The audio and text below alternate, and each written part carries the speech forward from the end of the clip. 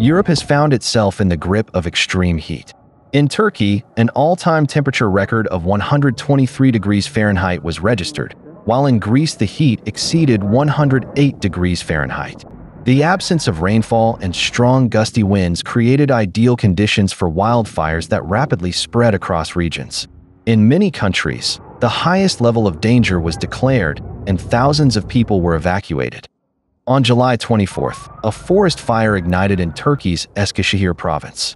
A team of forest workers and rescuers was creating protective firebreaks to contain the flames, but a sudden shift in the wind led to tragedy.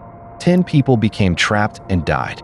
14 others survived, many with burns and injuries. On July 26th in Antalya, the fire came dangerously close to high-rise residential buildings, particularly crowded in summer due to tourism. Residents were urgently evacuated, and traffic along a key coastal highway was suspended. On July 28th, the situation became critical in the Bursa region, the fourth most populous city in Turkey. Approximately 7,400 acres of forest were destroyed, more than 1,700 people evacuated, and the highway to Ankara was closed. Fires also burned across the provinces of Adana, Mersin, and Karabük, while Izmir and Bilecik were officially declared disaster zones.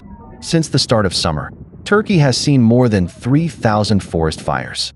Around 25,000 emergency responders have participated in suppression efforts, with at least 17 casualties reported. In Greece, on July 26th, wildfires engulfed more than 136,000 acres. On the island of Kythera, around 20% of the land was scorched.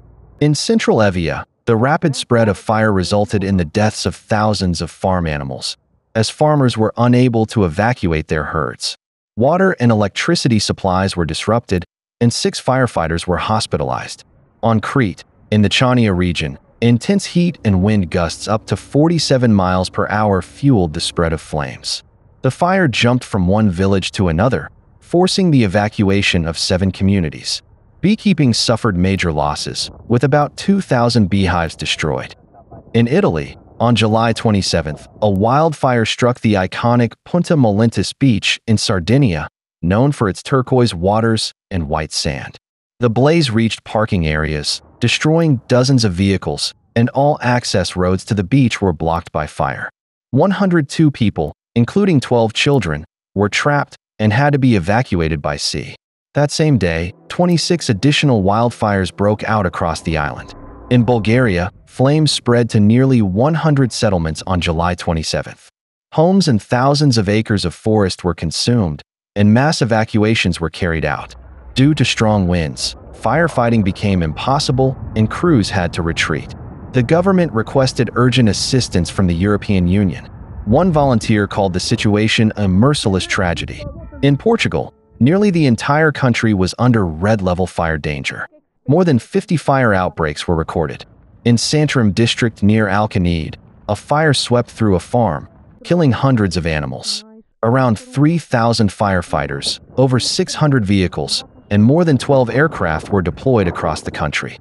The fire crisis also impacted Spain, Montenegro, Albania, and other countries in the region. Since the beginning of the year, nearly 724,000 acres have burned across Europe, almost twice the average for the same period over the past 19 years. A European Commission representative stated that the number of days with extreme wildfire risk has already reached levels previously projected for the year 2050. This highlights how the pace of climate change is significantly outpacing scientific forecasts. More than a decade ago, the international scientific team ALLATRA warned of the escalation of climate and geodynamic disasters. A new address from one of these scientists offers commentary on the current global climate situation and forecasts for the near future.